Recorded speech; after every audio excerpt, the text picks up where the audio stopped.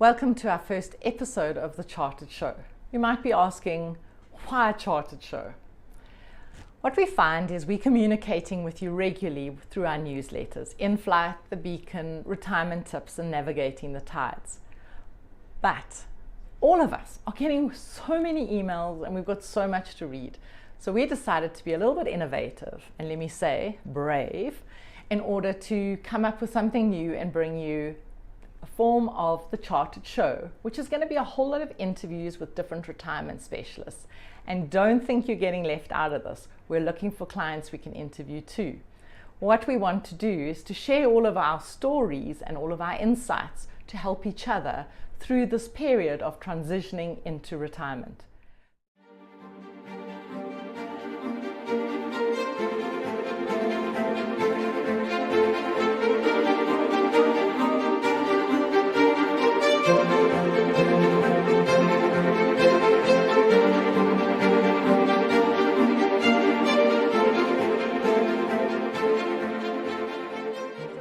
Guest on the show today is Tiffany Havinga.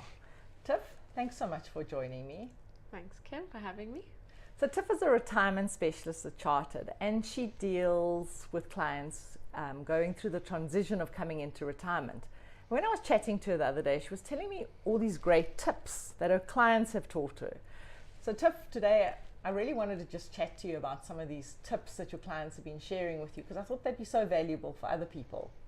The first one that I thought we could talk around, that I also pick up a lot with clients, is this whole transition. They've spent all these years investing and saving and getting ready for this period of time. And then they come into this period of time and it's all changed. Now all of a sudden, the one thing that you don't have to do is you don't have to be saving anymore and you don't have to be investing. Tell me a little bit about how do clients find that? It's a very, very big transition, Kim, that we're finding with most of the retirees. And as you say, you know, whether you've been saving from your early 20s and then continuously going all the way along, and you've been just saving a monthly amount, or whether you need to play catch up from your 50s to your 60s and 70s, when you get to that, let's call it 65, 70 milestone, and all of a sudden there's this massive change in pressure to accumulate and put a portion of your money away, and now all of a sudden we're saying the money's there to be spent. And it's so interesting, Kim, because what we find with the clients is that they say, okay, well, I need to draw a little bit more, and then I squirrel it away on the side and just to make sure that I save a little bit. And you're going, well, that's not necessary anymore. You don't have to still save. So yes, you do need an emergency fund, and we encourage our clients to have that. Yes, you can have a living annuity and a tailored portfolio, or a structure that's liquid that you can use, but you don't need to manage that saving on your own anymore. You've got a planner that's there to help you draw the optimum amount from your living annuity and from your discretionary investments. That's going to make sure you've got your emergency fund, so you don't need to squirrel things away. And because it doesn't really make sense if we think about it logically. It's not making sense to be taking money from your investment to then resave it, because then you're paying fees and costs and twice. Tax twice. So yeah, it is a concept, but I mean, I know, because I sit in a lot of meetings with you, it's a mindset change, because for so many years that's what you thought you had to do. Absolutely. So it's a difficult thing to unlearn, but it is a mentality that you can change. And the way that you should sort of work on changing that mentality is to remember that those investments are yours. They're there to be used. They are there to be eaten into. You know, the other question we get a lot is, am I eating into my capital because I only want to live off of interest? That principle is very, very hard to actually get right. You've got to earn living till 100. And you've got to earn so much interest for that to be realistic. Or you have to have so much growth on your investments for that to be to work and to meet your monthly expenses. But then what was the capital for in the first place? That capital is there to be used. But Tiff, on the same thing, I think what I also know is important is that you don't draw down too quickly in the beginning. Yeah. Because for the longer we can leave the money to be growing, is the longer it's going to be lasting. So that's why those meetings with the planners is so important, that you've worked it out to that optimum of drawing down the right amount, that you're not living poor to maybe one day die rich. But you're getting it right. And also, I think the big thing is, and I'm sure you're going to agree with me, is coming in for those yearly reviews, because life changes. Absolutely. Absolutely. And Kim, one of the fundamental planning principles over here is to have liquidity. So when you're coming in for those reviews and you're going, I actually wanted to buy a new car, or I wanted to go on a holiday, or I wanted to take the family with me to do X, Y, and Z, there's liquidity to meet those expenses. So you can draw what you need from your investments, and when you need the top-ups, you don't need to have it taken from the squirreled away funds. You can take it from the liquid investment that's there. As you said, it's your money. And I think I often feel that with young people as well, when I'm chatting to them and they talk about their pension funds. It's as if it's the company's money that the company has got of yours, and I'm having to pay it. And I think in retirement it is a little bit like that as well, is to get used to the fact that you've done all this work all these years so that you were able to pay yourself an income. Absolutely. And those are your assets to be used. They're on your balance sheets. It's not to ask your planner for permission. They'll give you advice how to structure things correctly, and they'll tell you if they think you're overdrawing. That's our responsibility. But at the same time, it comes down to what we tell our clients all the time about they are the CEO of their lives, and we are their CFO.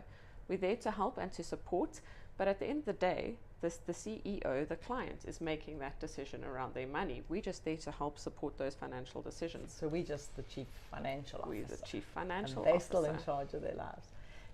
On that, I mean, if we think about it as well, a big thing that I notice, and I think can often stop us doing what we want in retirement, is let's talk about the volatility of the markets. So the markets are going up and down, and I have noticed that some people then don't want to do things because the markets are changing. And the problem is clients are checking their balance sheets, or they're not necessarily their balance sheets, but they're checking their portfolios and seeing what the markets are doing. They're hearing what the rand's doing. How do you deal with that? Well, the one constant that we have is change. So we know that markets are going to go up, and what goes up comes down, and what goes down comes back up again. We're not investing in an environment where everything is stable and just continues to climb and climb and climb, and that's not really the environment we want to be in any case. So again, it comes down to having regular reviews with your planner where they assure you that you're okay, and if you do need to withdraw an amount, absolutely you're able to. In fact, funnily enough, I had a client asking me this morning, I need to put solar panels on my roof. I'm sitting in the dark the majority of the time. And what's the point of sitting in the dark? I mean, really. But he says, is it the right time to disinvest my money? And I said to him, well, if you need the money, then yes, it's the right time to disinvest the money. It doesn't matter which market cycle we are in. Obviously, you don't want to be reckless, but it comes down to having a safe spending plan and a good budget, and you know what your capital expenses are for the year. And those happen regardless of the phase of the market that you're in. And looking at your balance sheets and monitoring your statements on a daily basis only causes anxiety. And stress. And then the stress is going to affect your health, and then you might not get to enjoy your money. So we try and build a robust financial plan where we know that markets will go up and down in the short term. Markets will be volatile in the shorter term, but over the longer term, we've got an inflation plus target for your financial plan, and we know that the better years will support the years where the markets do a little bit less well. And over your 10-year period, you should come out at more or less the target that we've been aiming for. Do you know what I also find so many times, and I mean, I do a lot of workshops for retirement, and when I'm doing it for people still in their 40s and their 50s, and then they tell me about their companies that are actually getting them to go into investments where there's much less risk to get them into the space ready for retirement, I get quite emotional about it, because I want to say to them, you're going to be living for 50 years. Do not go and do that kind of thing to your financial plan, because it's actually like sabotage. So it's great, Tiff, that you're working with your clients on this whole volatility thing, because it's really important. So absolutely, life stage modeling, where you reduce your risk as you retire. As you said, you don't stop investing when you retire. You continue investing for another 30 years in your retirement, and those investments need to outperform inflation so that your financial plan works. So you can't stop and put everything in money market the day you retire. Absolutely not, or to get ready for this retirement date, Absolutely. This line in the sand. Absolutely. We've talked money, and we've talked just around our investments, but there's also something else, and that for me is the time. So the one thing that all of us have got the same, we might not all have the same money, but we've got the same, is our time. So when people go into retirement and they start putting together a plan for it, and now all of a sudden, where I suppose if you look at it, a whole chunk, 40 hours plus, was for work. What kind of tips have you got them for allocating their time so that they don't maybe end up, I'll just share a little story of a client that was once chatting to me who was so disappointed by retirement. And the reason they were disappointed by retirement is because the country was falling apart, and they'd actually become so obsessed with what was going wrong. And I asked them the question of, explain to me what they were doing with their day. And when I asked them that question, they told me how they listened to the news at 7 o'clock and they listened to the news at 8 o'clock. And by the time we worked it out, it was because they were listening for all the bad news and they weren't filling their time with other stuff. So I just thought maybe you could share what some of the clients are doing around this time allocation when they're going into retirement. Absolutely. I mean, my first thought when you said that, Kim, was if you're listening for the bad news, you're going to find it. You will find the bad news if you're listening for it. But I had a great tip from one of my clients quite at the end of last year, and what she was saying to me is that she actually books meetings in her diary for watching Wimbledon or the Australian Open, for going and having a cup of coffee with a friend, for going shopping at Woolies. She books those time slots in her day so that she has an action plan and she feels fulfilled. She was senior in her business at work, and she had a jam-packed day, and then to go from this jam-packed day, from meeting to meeting to meeting, to now all of a sudden all of this time, was a bit of a shock to the system. And she said that the best tool that she could have made was to have these appointments in her diary that gave her a sense of purpose and direction, and that helped her, make this transition into retirement. So no, it wasn't necessarily back-to-back meetings, but certainly what was hugely beneficial was to know, well, at 2 o'clock I'm off to Woolworths, and that should take about 2 hours, and then I'm going to come home tonight and I'm going to watch a movie with my husband, and it worked wonderfully for her, and she really said it was the most, helps you transition. Easy. Yeah, because otherwise you've got that being so busy and having a full calendar to not. But I think just on that, potentially what we maybe could also add is it then that you're doing things that you want to be doing, because otherwise family members might find a lot of the fact that you're not so busy to fill your diary with things that they want you to do, and then you end up going one day, I wonder whose life I'm living. Yeah, I mean, we've heard this from our clients. I want to be the granny, not the nanny. Yeah. Because, sometimes the automatic transition is, mom's retired, she can, granny's retired, granny can now look after the children and do the school runs, and it's not necessarily what granny wants to be doing all day. So, and I've heard a couple of men also say to me that it's not shopping they want to be doing, and also they get given those lists on the fridge of the handyman tasks that they should be doing, and potentially that's not what they want to be filling in their calendar. No, not necessarily. So yeah, those tasks have to be done, but it's also Kim, you defined retirement, fulfilling your life's dreams in your own terms, on your own terms, in your own time. That's exactly what it should be. It's not just being busy for the sake of being busy, but finding those meaningful activities. Yeah, and that, something you mentioned to me the other day, we developed this concept at Chartered called the bucket wheel. And for those of you that haven't heard about our bucket wheel, which I hope you have, it's around all the activities we want to do, but we've taken it the balance wheel, and we've got all the areas, and we come up with ideas around our bucket wheels, and we do that for like long-term planning trips that you want to do and holidays that you want to do. But your client came up with something really clever in the way they've adapted the bucket wheel that's helped them, and I hoped you could share that. Absolutely, Kim. So my client, and I hope he will watch this video because it was an inspiration, and I'm hoping it will be valuable for the rest of our clients. But he came up with this brilliant concept when we gave him his bucket wheel and said, look, we actually want you to build a meaningful retirement that's not just about playing golf or going on holiday or looking after kids. We actually want you to have a fulfilled life that looks at multiple areas, give back, play, having a sense of purpose, making sure you're looking after your health. And he took the bucket wheel that we gave him, and the next meeting where we sat down, we had a discussion with him. He actually said, Tiffany, I like this concept, but I think you can enhance it one more step. He said, I'm making mine a monthly bucket wheel. So it's not this whole year one. No. Okay. And it's not even for retirement.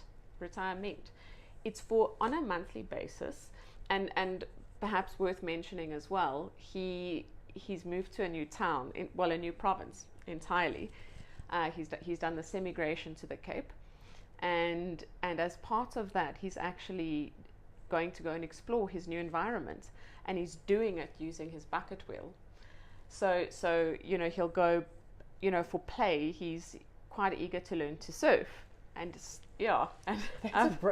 a very brave one. So what I'm getting the concept is he's going to tick it off, and then that's going to make space for some new things. Yeah.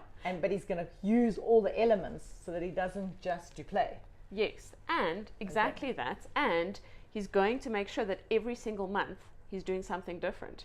Because if you go, okay, well, I want to learn to surf, you might go, okay, well, I'll do a session next month or when it's warmer. Or so they're putting off that excuses for one day I'm going to do it. Or it's almost like a milestone thing as well. So he's actually going like on a monthly basis, these are the things I want to do.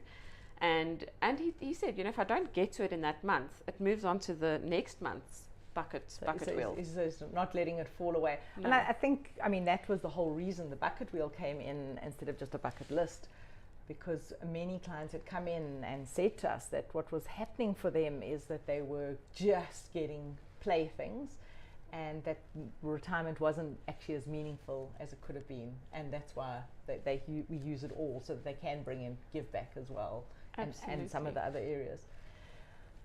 Just as a way of closing our conversation, I just wanted to share something personal about you as well, because the whole idea of this chartered show is very much for us to connect, and a good way of connecting is to share something personal. I heard a little rumor that you might potentially be buying a new home, and I thought maybe just for our clients to be sharing about what is it like when you have to talk to your partner about money things. How do you do it? Because you should be the expert now. Well, I've only been married for 2 years, Kim. 2 and a bit. Yeah, I've only been... But you've learned all these years, Tiff. I hope you're doing it there. Yeah. Well, the benefit of our job is that we actually learn from our clients. So it's a huge benefit when you're sitting with clients who are a bit more seasoned. It's a good term to use. To sit with these clients and they share their life learnings with you, and then you can take that and apply it in your own life. So my husband and I have the benefits of all of these teachings from the clients, but we are only 2 years into our marriage, so yeah, there are hiccups, but the very clear thing to me is over communication and being quite clear, and yeah, in purchasing this house, the biggest thing I've actually learned about marriage, which I'm sure most clients will agree with, is that it's about compromise. So, my husband Chris feels very strongly about having a boma where he can braai with the boys, and I'm happy with that. I want a nice kitchen. I'm not as great a cook as you, Kim, but I do want a nice kitchen. And a big main bedroom, because that's where you wake up every morning. It needs to be a nice environment. So definitely compromise was a big learning for us. And realizing actually that your opinion is not the only opinion. Such a surprise. Damn. Look, we know whose is the best.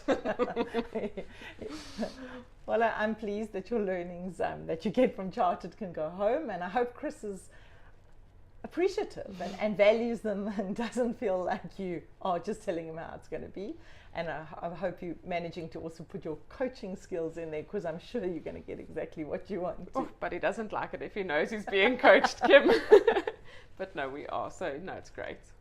Tiff, thanks so much for being my first guest on the Chartered Show, and I look forward to having you often on the show. Thanks, Kim. I look forward to being here.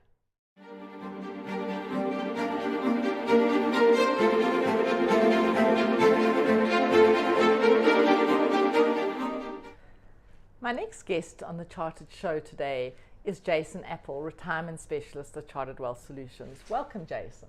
Thanks, Kim. It's great to be here. Jason, the topic that I wanted to discuss with you today is something that's quite close to my heart, because it's something I'm busy going through in my own home, and that is the succession planning when you've got your own business and you're now thinking about how you're going to go into retirement. So I'll give you a little bit of background. My husband has his own business, and he is getting it ready, because the thought was first that the children would come in and they would run it. It's a woodworking business. Yet both my sons are not interested, and neither is my daughter. So we then looked around at the business, at who he had in the business, to see who could potentially run it, and he had people of similar ages to him, so that didn't work. And he's now gone, and we have done a lot of work on it, but he's found a young partner to come in who's going to buy shares in the business so that he can become the succession plan. And you know, it got me thinking about clients and how we work with clients. Is this something that you see often? Yeah, I've seen it several times now as clients come. They're retiring, they've got this business they've worked so hard to build, and it's not really sellable because they are their business. Only they know it, they know the workings of it, they have all the relationships with their clients. So it becomes quite problematic because they might be relying on that investment capital to live off of when they retire.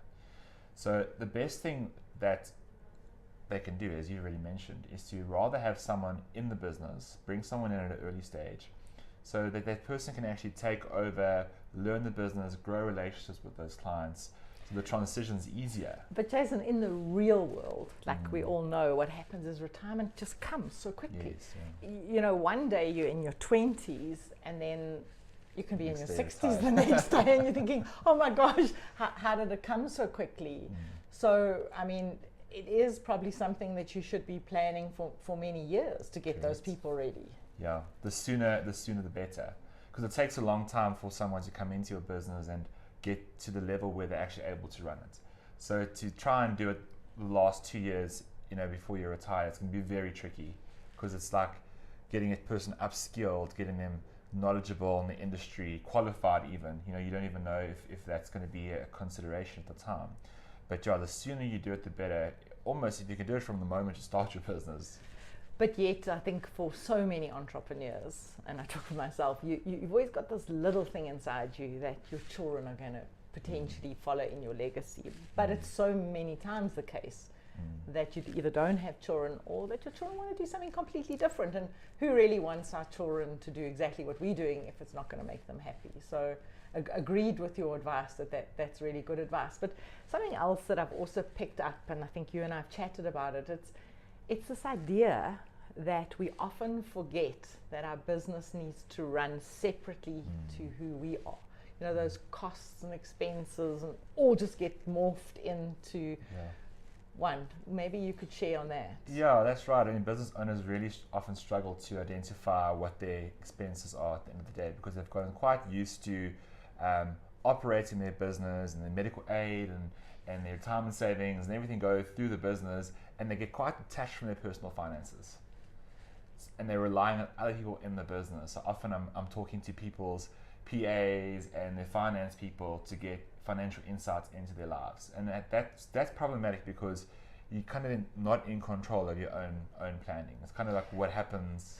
So what you're saying, if I'm understanding you correctly, is that you should have your personal finances, 100% right. and you should have your business finances. What you do after that is your own business, but having a clear of what you need every month and what it is important, because as you say, otherwise, I mean, I've been in meetings with you before where we've said to the clients, so how much do you need a month? And they go, well, I haven't got a clue. or sometimes they feel like they're responsible for funding the business when they retire, and they're not sure what their kind of obligations are going to be if they left that business.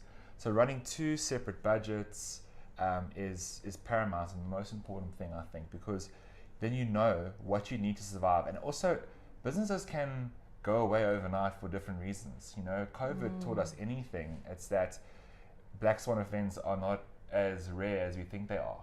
So you need to know that you're able to survive without your business too, and I think that's where it's critical. This is another point, actually completely different to what we've been talking about, but that whole idea when we're an entrepreneur that we can make our money the best, and no investment can do as well as we can do in our businesses. And it's that idea of diversification. So even though you're doing brilliantly in your business and your business can do well, that you're still putting money away, so that if that black swan event came, you would have those kind of funds to fall back on. But that also gives you liquidity for one day for retirement if you need your business to carry on running and you can't get an income from it. That's right. Yeah, there's absolutely nothing wrong with backing yourself and investing in yourself.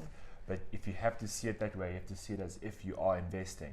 And if you were investing anything else, you wouldn't put every last cent in one thing. Everyone always wants to have their eggs in multiple baskets. So you have to view it the same way when you are an entrepreneur, is that yes, you need to back yourself, but you also need to have this game plan that if things don't go according to plan, you haven't lost everything on one investment.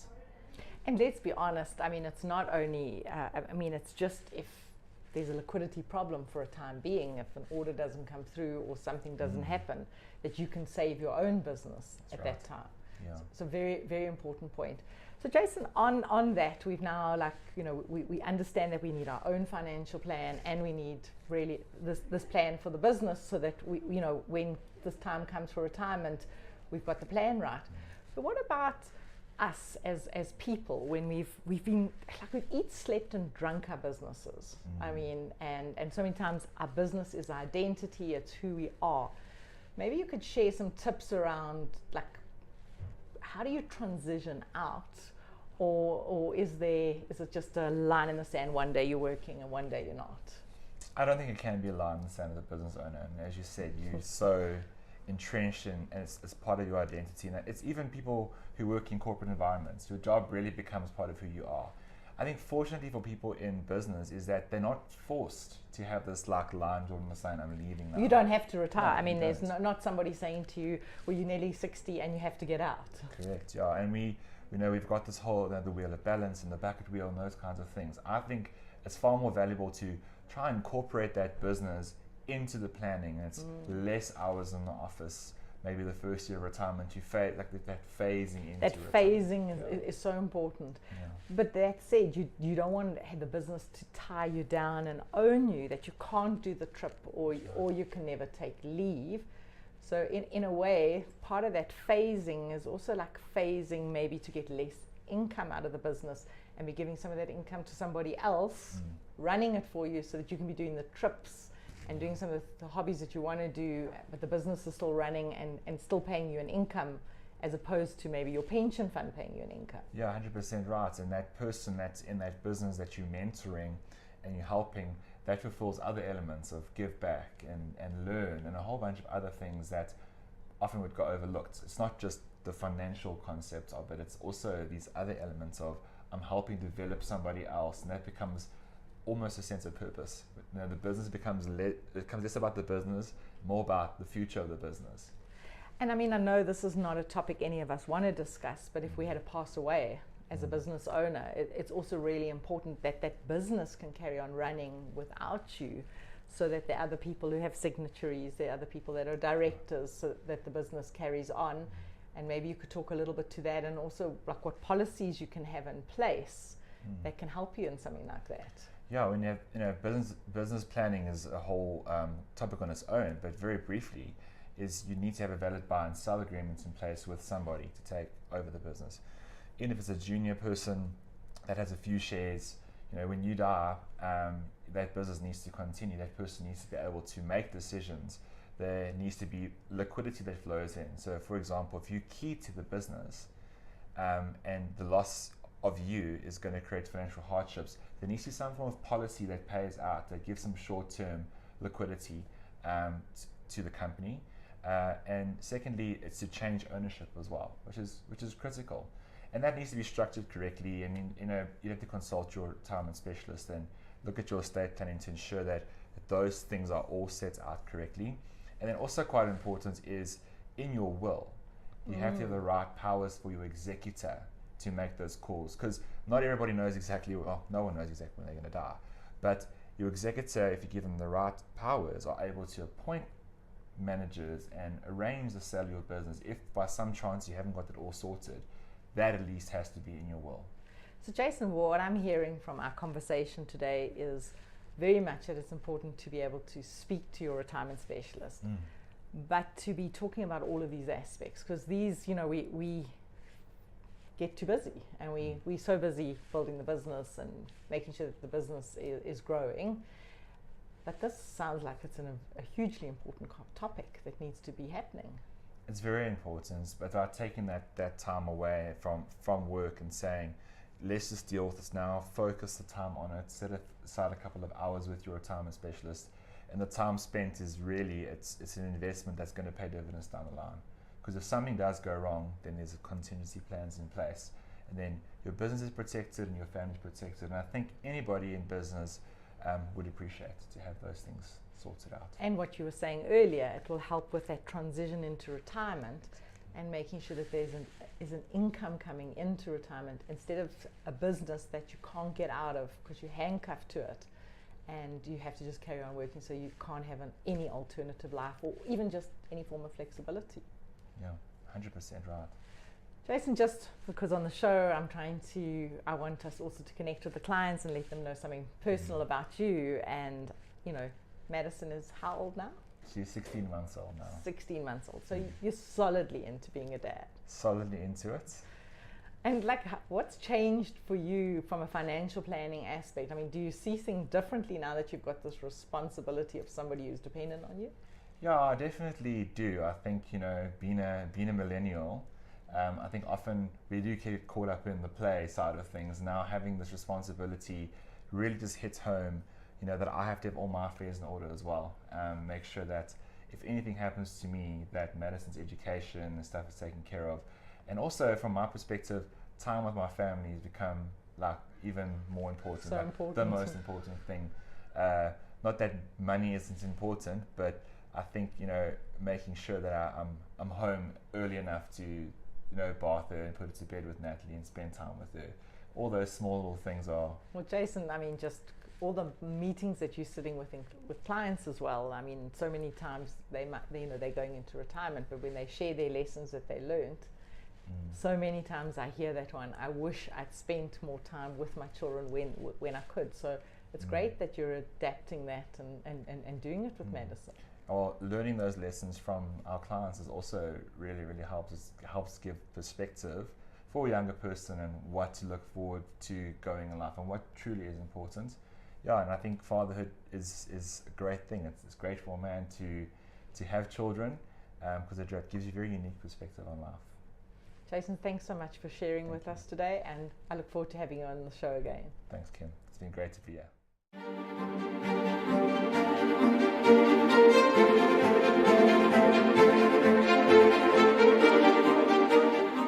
Our next guest on the show is Tiffany, a retirement specialist at Chartered Wealth Solutions.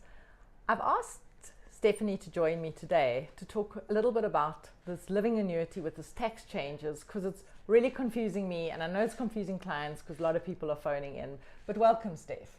Thank you, Kim, and thank you so much for having me. It's a pleasure. And I think let's start, first of all. How were living annuities and the tax structure? How did that happen? And then we can talk about what the changes are and whether we at Chartered actually recommend that you follow the changes. But let's start with how it was taxed before. Okay, agreed. So the start of understanding what the change really is to basically understand firstly how it's taxed at the moment. So when you earn your income from a living annuity, you can almost see the living annuity as being your employer. So everybody who has a living annuity will remember, if they were salary based, at the end of the tax year you get an RP5. A living annuity works the exact same. your employer sees that as your only source of income, the exact same way as a living annuity. So the living annuity administrator, so whoever's providing you with the vehicle, actually taxes you as if that's your only source of income. But you could have a few living annuities. Exactly. You could have had a preservation fund. 100%. Okay. 100%. So even if you have a living annuity that's administered by a different administrator, that is still completely ignored. And in that one living annuity, you get one RP5 based on that source of income only. And then what happens is it's taxed according to your marginal rate of tax. So the first amount in the first brackets, and then above that the next bracket, and so on and so forth. So the challenge that a lot of people have is that if they have other sources of income, once you do your annual tax return and you submit it and you've got your living annuity income, maybe you're getting a rental income so from there's somewhere a little bit of a else. surprise for you because you now have to pay in all this other tax. Exactly. And maybe you haven't kept the money aside in order to pay that tax. Correct. So where a lot of people fall short is that they don't account for this extra tax, and then they get the surprise, they submit their tax return, and then all of a sudden SARS says, but hang on a second, you owe me 10, 20 grand, whatever it might be. And we know SARS is going to make sure that you've got to be able to pay. Exactly. Okay, you've got to have the liquidity in order to pay it. 100%. Okay, so this is why the changes come in now. Well, personally, I think the change is coming in because SARS is trying to find ways to collect their tax revenue quicker, so to collect tax from us quicker than waiting for the end of a tax year. So the new structure of how it's going to work is that you basically have 3 options. But what SARS is going to do is every living annuity administrator, they're going to give SARS what your effective rate of tax is. In other words, the example where we've added in all your incomes and now you have a tax amount to pay, what is that as a percentage? SARS is going to give that percentage to the living annuity provider, and SARS, the living annuity provider, will now tax you at that rate. So in a lot of clients' cases going forward, they might be taxed at a higher amount. And you will be paying in advance. Correct, you're paying in advance. Okay. So the good news is that that's not your only option. The other I love it option when you've is got good news for us. Tax and good news. I didn't know those went exactly. together. No, normally not. Well done, Steph. Okay. Tax and good news. Okay, sorry. So the good news is that you can keep your living annuity taxed the exact same way that it is at the moment, i.e., as if that living annuity is your only source of income. And how do you do that? Do you have to notify somebody that you don't want to change to this new way? Correct. You do have to notify the provider, but at Chartered, we are working with our providers to actually make that the default. So obviously, remember that when tax changes like this come about, they never leave us a lot of time for planning. So we are at the moment working with our admin providers that we use to make sure that clients aren't left with this big surprise in March where all of a sudden they get a different income landing in their bank account because the tax that was deducted has changed. So in summary, the 3 options that you have, the default in normal circumstances will be this effective rate that they're talking about. The other option is you can leave it at the marginal rates. In other words, that's your only source of income. Or in some clients' cases, if you want it taxed at a higher rate, you can obviously choose that, but that's a very kind of anomaly case. So you don't need to panic. So when No. we're receiving all this communication, and we're receiving quite a lot of it, we don't need to panic. We could wait for a review when you're sitting with your retirement specialist, and then we could do all of this. Absolutely. Or do you have to do anything right now? There's nothing that clients need to do right now. Basically, we as Chartered, as the retirement specialists, are going to be handling everything going forward and making sure, I think one of our biggest responsibilities as retirement specialists is making sure that clients get their income, that it's on time, and that they know what to expect. So we're going to continue with that. Because I think when any of us receive an email, and Especially SARS. and there's SARS, and it's about tax, we normally know it's going to cost us more, so we get quite anxious about it. So it's nice to know that Charted's got it under control, and we just need to wait until our review time, and then we don't have to take it up. So I think Correct. that's a great point. But I mean, Steph, now that we're talking about our living annuities, there's always this topic that I get asked often, and I'm sure you do as well, and you know a lot more about it than I do, to share about this optimal amount that we're drawing from our living annuities? Because so many times, I speak to people and then they want to up it because they haven't got enough to be living off. Yeah. I mean, maybe you could just share some insights about how do we set that amount, and if we're coming up to our review time, what are some of the things we should be considering about what level we take from our annuities? Sure. So Kim, maybe I can explain a little bit around what we mean when we talk about a drawdown. And a drawdown is if you're drawing X amount of income per month, as an annual amount, what does that equal as a percentage of your capital? And the reason why we look at those drawdown rates is because at the end of the day, if your investment is growing by, say, 11% in a year, and you drawing down 5%, then 6% in effect stays in the living annuity. To grow it. Correct. Now, when we think of inflation in this exact example that I've referred to, inflation is generally in the region of 4 to 6% in South Africa. So if you're drawing more than what's left in that balance, if it makes that less than inflation, you actually are effectively losing buying power of your living annuity each year. And that's why we pay such careful attention to what is that drawdown rate, because we don't want it to be too high. Now, the rule of thumb that I think most people in our industry refer to is to try and keep your drawdown at 5% or less when you start drawing down. And I think that's the most important time, exactly, at the beginning period. Exactly. But I think we also have to kind of be realistic in knowing that as we get older, that capital is eventually going to start dwindling down. So we will have to be upping our amount. Exactly. Yeah, okay. So the considerations there are really, well, what phase of life are you in, as to what's a healthy drawdown rate, which is that kind of 5% being a benchmark. But as we get older, so for example, someone in their 70s, it's not uncommon for them to be drawing at, say, 7 or 8%. But okay, so I get it. And then also, I'm sure good advice would be, for as long as you can, not to start drawing down on your living annuity. So if you can supplement with other income, maybe if you're not doing your full-time job, but you're getting some kind of income in, would that be something you'd recommend? That's a difficult one to answer, because I think that for a lot of clients, I think every client's circumstances are unique. And the reason I say that is that, as you know, at Chartered, we are so, I actually think I'm fixated on making sure our clients have enough liquidity. Remembering that your living annuity is not liquid. It's a pot that you can open once a year. You set the income and that pot is closed. So we need to make sure that there's enough other liquid money in different times of the year. Also for the big expenses. Exactly. So if you, for example, have a living annuity and a different source of income, but that different source of income is you kind of dipping into your liquid investments, we need to still stay aware of what that effect is on you in your later years, because we want to stretch our clients' liquidity as long as possible. So you'd only really be recommending that if you still had income coming in from work that you were doing. Correct. Yeah.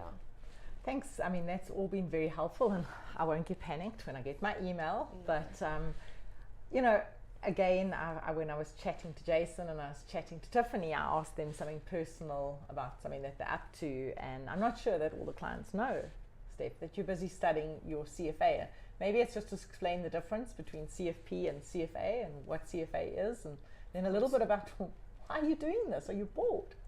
Probably because I'm bored and I have no social life. I'm not getting married or anything like that. No wedding to plan this year. December's not coming just close. a small year, writing CFA, the launch of Wealth Strat, and getting married. So it's a big one for me. But in all seriousness, CFP is the sort of financial planning certification. So that's everything that our retirement specialists at Chartered do. So that's scenario planning, it's being involved and knowing the tax things, estate planning, kind of putting clients into the right investment solutions. But CFA is actually the asset management side, which is typically how you run and build portfolios. It takes into account things like economics, corporate finance, equities, bonds, derivatives. Oh, that's exciting. I lost you. That really keep me up at night. But I mean, that's why we have our partners that do all of that for us. But maybe explain your role and where that will still help Chartered. Yeah. So Kim, I guess I've as you know, I've always had this passion for investments, and as nerdy as it sounds, I'll probably read about it even in my spare time. But I always knew that I could never not be client facing. I'm an absolute social butterfly. I have to be with people. I can attest to that, and I think many clients can attest to that too. Exactly. I need to be with people. I love networking. I love putting people in contact with each other. And I saw this investment world as like sitting behind screens and just that's all you do all day, and you don't really interact with people. But then after a few years of being a chartered, I started to see this really big gap in kind of the financial planning world and the investments world. And I think that a lot of it happened by just good timing of where my interests were. So I'd love to take credit for how the universe aligned for me. But the reality is that the investment universe has changed so much. And what I started seeing... It has. In the years I've been in the industry, it's so changed. Exactly. And even the years that I've been in the industry, which is less than you. Much less. But at the end of the day, I just kind of saw that financial planners in general have always been looking for somebody to take over this due diligence role with who's actually looking after our clients' money. I won't get into the technicalities of the how that happens. That's for a completely different session. But financial planners, what we should be doing is spending as much time as possible with our clients. And you kind of want to have a dedicated team that is covering the due diligence in, well, who is it that's looking after our clients' money? Maybe it's multiple people or one person or 3 businesses. It doesn't matter. Are they all doing what they're supposed to be doing? Are they? And it's not just that initial due diligence. It's spending time with them after you've chosen to use them as well. That are they still the right place for our clients? And so that's how I kind of found the need to marry both the financial planning world, asset chartered, with the investments world. Well, it sounds, I'm very grateful to have people like you. Thank you, Kim. That can do that work for us and make sure that you are double checking, and every safeguard we've got in place is really important. So when are these exams happening? I'm writing in May, so I've done CFA level 1. Level 2 got postponed twice thanks to COVID, so I've taken a slightly longer journey than I would have hoped. But I did level 2 last year in May, and then level 3 now, and then I should be done. And just for clients to know that not many people pass first time, and on both accounts you did pass first time, and we are so proud of you. Thank you, Kim. We'll be there rooting for you and giving you enough time off to study. But Darren might not have a wedding. No, we're still having a wedding. You're super organised. I'm that kidding. Wedding is happening. I know about those plans. Hopefully we'll be able to twist your arm to be back on the show in that time. But Absolutely. Otherwise, we'll definitely ask you to come back on after May. Steph, thanks so much for joining me today. Absolute pleasure, Kim. Thank you. I hope you've enjoyed our first episode. Please remember to like, comment and share, and join us again next month where we'll be covering more interesting topics.